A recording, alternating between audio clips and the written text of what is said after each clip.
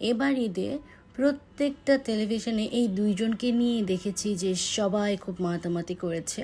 তো যেটা হয় টক শোগুলোতে যখন অপুদি আর আমাদের ডুবলি আফাকে নিয়ে নিয়ে যাওয়া হয় অ্যান্ড কথা বলা হয়, দুইজনে বিভিন্ন রকম কথা বলে, বাট ডুবলি আপা একটু বেশিই বলে। যেমন এবার যেটা শুনলাম একটা টক শোতে, যখন নাকি ডুবলি আপা আর শাকিব খান একসঙ্গে রুমে বীরকে নিয়ে সময় কাটায়, তখন নাকি অপু বিশ্বাস দিয়ে তাদের রুমে ঢুকে ফেলে, এটা নাকি তার ভালো লাগে না।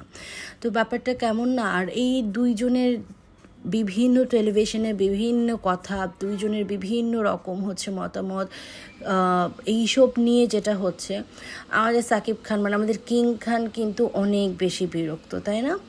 সে অনেক বেশি বিরক্ত, আর দেখা যায় সেও কিন্তু বিরক্ত হয়ে জাস্ট অসহ্য হয়ে কিছু কিছু এমন এমন কথা বলে ফেলে যাতে দুইজনেই কিন্তু দুইজনের মান সম্মান হারাচ্ছে। আসলে আমরা সবসময় মেয়েদেরই দোষ খুঁজি। এই যে একটা ছেলে দুইটা মেয়েকে এইভাবে বিয়ে করে দুইটা বাচ্চা পয়দা করে এরপরে যে এই যে খেলাটা যে খেলতেছে, সে কিন্তু তার জায়গায় ঠিকই আছে, তার নাম ডাক সব কিছুতে সে ঠিকই আছে এবং সে থাকবেও। তো মাঝখান থেকে দুইটা বাচ্চা অ্যান্ড দুইটা মেয়ের জীবন ধ্বংস।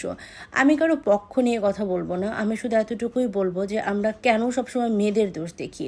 সবাই আমরা ডুবলিকে নিয়ে, তারপর হচ্ছে অপুদিকে নিয়ে গসিপ করছি, এর বদনাম ওর কাছে, ওর বদনাম ওর কাছে, মানে এরকম করে বিভিন্ন রকম পোস্ট করছি, ভিডিও করছি।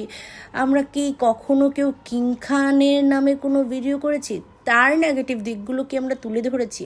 আসলে তার নেগেটিভ দিকগুলো কি তুলে ধরা উচিত?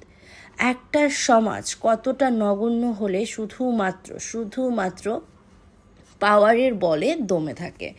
কেউ সাকিব খানকে নিয়ে কোনো রকম কোনো কথা বলার সাহস পায় না, অথচ বেচারি দুইজনের নামে কথা বলার কোনো শেষই নাই। আমি এটা শুনে অনেকেরই খারাপ লাগবে, বাট আমি আসলে কোনো পক্ষ নিয়ে কথা বলছি না। আমি শুধু বলছি যে যেটা ন্যায় সেটা ন্যায়, যেটা অন্যায় সেটা অন্যায়। আপনারা পারলে সাকিব খানকে নিয়েও বলেন না, তাকেও তুলে ধরেন। আর এই গসিপ যত দিন চলতে থাকবে, এটা আসলে এখন ট্রেন্ড হয়ে গেছে।